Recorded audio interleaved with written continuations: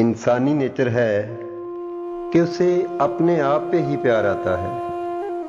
بچپن میں ماں باپ کی محبت کی وجہ سے اسے یہ لگتا ہے کہ میں تو کوئی چیز ہوں۔ تھوڑا بڑا ہوتا ہے تو آئینہ بار بار دیکھتا ہے۔ آئینہ اسے بتاتا ہے کہ میں نے تجھ سا حسین تو کہیں دیکھا ہی نہیں۔ شادی ہوتی ہے اور بناؤ سنگار آ جاتا ہے۔ خود پہ اتنا پیار آتا ہے کہ خود کو چومنے کے چکر میں آئینے کو بار بار چوما چلا جاتا ہے۔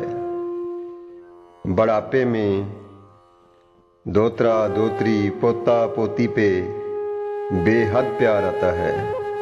چومتا ہے، کھیلتا ہے، اٹھاتا ہے۔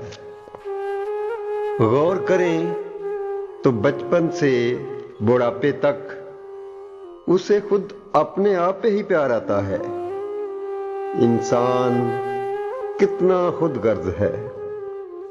اسی لیے دین اسلام دوسروں سے احساس اور محبت پہ زور دیتا ہے، کیونکہ اللہ تعالیٰ کو پتہ تھا کہ انسان کا اپنی محبت سے باہر نکلنا ہی بہت مشکل ہے۔